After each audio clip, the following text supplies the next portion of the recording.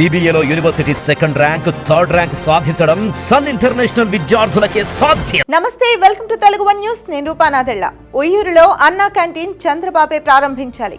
AP సీఎంగా చంద్రబాబు నాయుడు బాధ్యతలు చేపట్టిన వెంటనే 5 హామీలపై సంతకాలు చేశారు. తొలి సంతకం మెగా డిఎస్సిపై పెట్టి నిరుద్యోగుల్లో ఆనందాన్ని నింపారు. దీనికి తోడు ల్యాండ్ టైటిలింగ్ యాక్ట్ రద్దు, పెన్షన్ల పెంపు, నైపుణ్య గణనపై సంతకాలు చేశారు. ముఖ్యంగా పేదల ఆకలిని తీర్చే అన్నా క్యాంటీన్లు పునరుద్ధరిస్తూ చంద్రబాబు 4వ సంతకం చేశారు.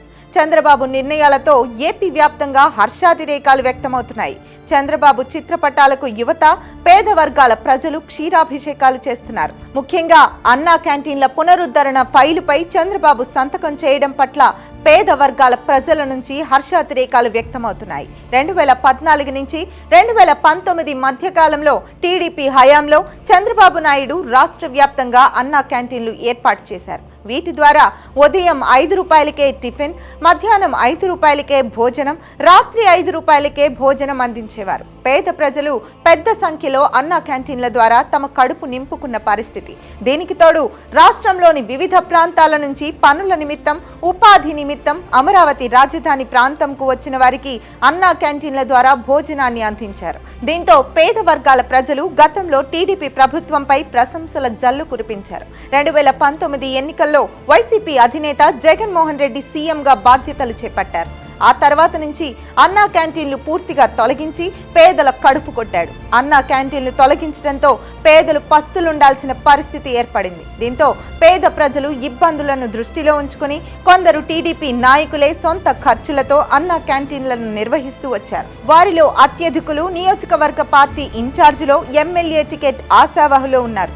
కానీ కృష్ణా జిల్లా తెలుగు యువత అధ్యక్షుడు దండమూడి చౌదరి మాత్రం ఎన్టీఆర్ పై అభిమానంతో, భక్తితో, చంద్రబాబుపై నమ్మకంతో, గౌరవంతో, పార్టీ పట్ల అంకిత భావంతో, స్థానిక సహకారంతో ఉయ్యూరులో అన్నా క్యాంటీన్ నిర్వహించారు.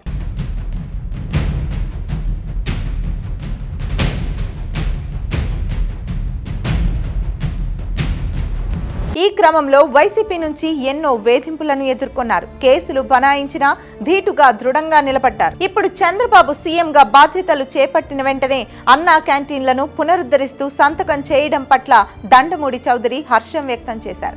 ఈ సందర్భంగా ఆయన చంద్రబాబుకు కృతజ్ఞతలు తెలుపుతూనే ఒక విజ్ఞప్తి కూడా చేశారు. అన్నా క్యాంటీన్ల పునరుద్ధరణ, తాము నిర్వహించిన అన్నా క్యాంటీన్ నుంచి సీఎం చంద్రబాబు నాయుడు ఆరంభించాలన్నదే దండమూడి వినతి. ఈ మేరకు జిల్లా పార్టీ అధ్యక్షుడు కొణతాల నారాయణ, స్థానిక ఎమ్మెల్యే బోడే ప్రసాద్, గతంలో నియోజకవర్గం నుంచి ప్రాతినిధ్యం వహించిన, ప్రస్తుతం నూజివీడు నియోజకవర్గం నుంచి విజయం సాధించి మంత్రి అయిన కొలుసు పార్థసారథి వంటి నేతలు ఈ విషయాన్ని చంద్రబాబు దృష్టికి తీసుకెళ్లి తమ కోరిక తీర్చేలా చూడాలని దండమూడి చౌదరి కోరుతున్నారు. తద్వారా పార్టీ కష్టకాలంలో ఉన్నప్పుడు వైసీపీ దాష్టికాలను ఎదుర్కొని పోరాడి నిలబడిన తన వంటి కార్యకర్తలకు గుర్తింపు లభించినట్లవుతుందని దండమూడి చౌదరి భావన.